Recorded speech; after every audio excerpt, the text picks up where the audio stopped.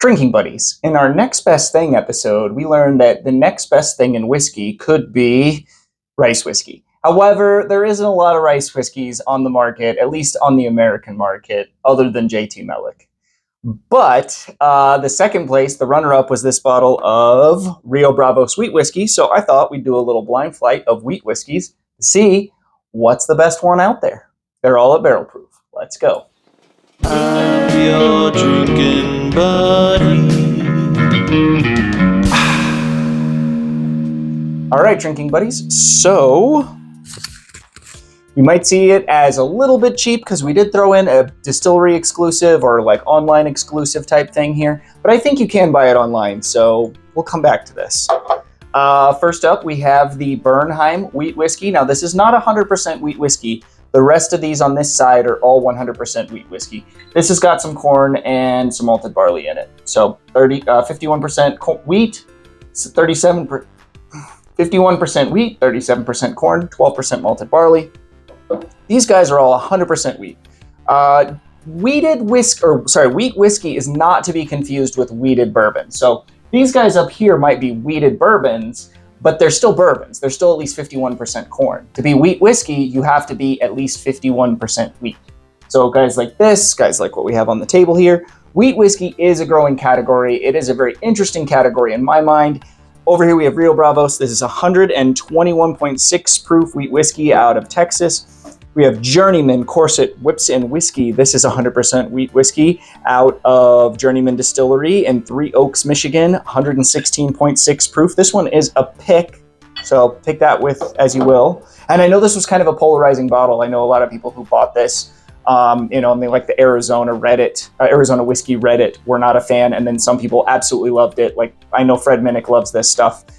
It's polarizing. It's a weird one. So is this. This is a little weird, but I love it. And then last up, we have the Frey Ranch 100% wheat whiskey, and it is 133.7 proof. Good friend gave me a sample. Thank you, MPH Junkie. Let's dive right in. Mix these up. I don't know what's in what, and I didn't know if there'd be a color difference, so I decided to break out the black Glens. Oh, and this Bernheim wheat whiskey, is 118.8 proof, and it is the A223, the first release ever of this. I also have the newest release from this year up here, but I wanted to use last year's. Why? Because I wanted to give these other whiskeys a fighting chance. I think this is exceptional, and I think it might win, so I wanted to give them a fighting chance. Now on the nose, this one is very bourbony. So brown sugar, bourbon vanilla, you know, those bourbon things. But this is also like, this is reminding me of oatmeal. I know there ain't no oats up here, but like oatmeal with like brown sugar all over it.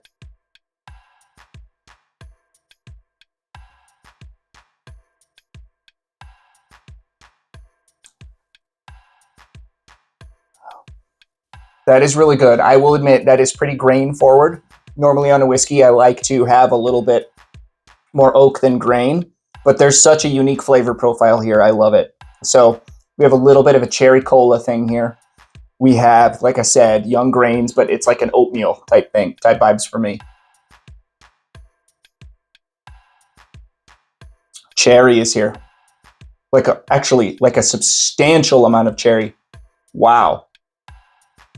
This is really good. Whatever's in here is really solid. That's going to be a hard one to beat. Actually,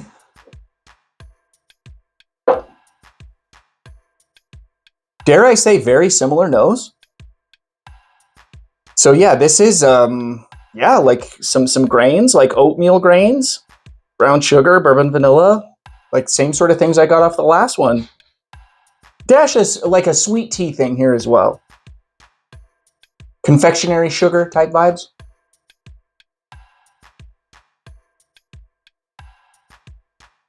Okay, so this one's a little bit more grain forward, a little youthier than the first one. There was youthy notes on the first one, but this one's a little bit more. This one does have a fruity thing, but it's not cherry. It's more like blackberry on this one. And yeah, like bourbon vanilla as well, like pretty standard notes. Really good whiskey, not as good as Glass One, I don't think, off the first rip. What in the world?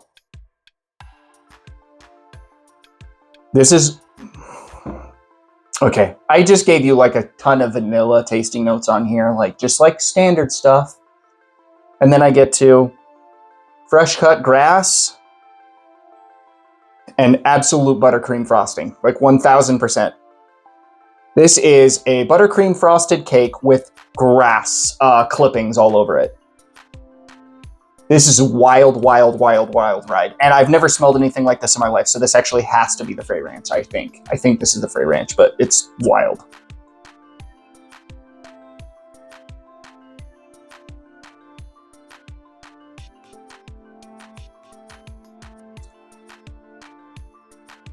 That one is oddly spicy. Burns that it singes the tip of my tongue. Maybe that's proof.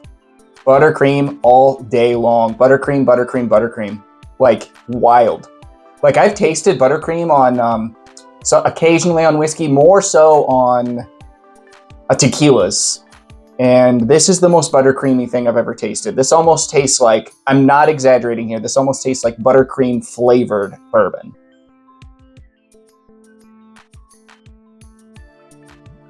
Wow. I'm blown away by that. That is a unique experience. You guys know I love a unique experience, and that is exactly what that delivers right there. Now this is cherry cola, brown sugar. We're back to like normal things that I get off of bourbon.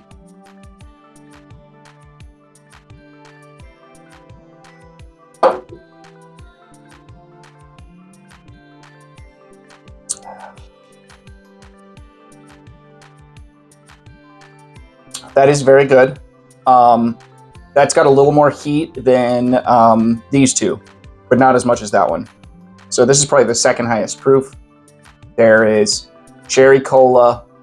Maybe it's more like Dr. Pepper because it's a little bit of that. I always joke, Coke is they accidentally forgot to put the flavor in Dr. Pepper, and then Pepsi is they accidentally doubled the sugar of a Coke. That's generally my joke. Probably going to get hate in the comments for that one because some people are really crazy about their sodas, but Dr. Pepper for days. I'll pass on the rest. Anyway.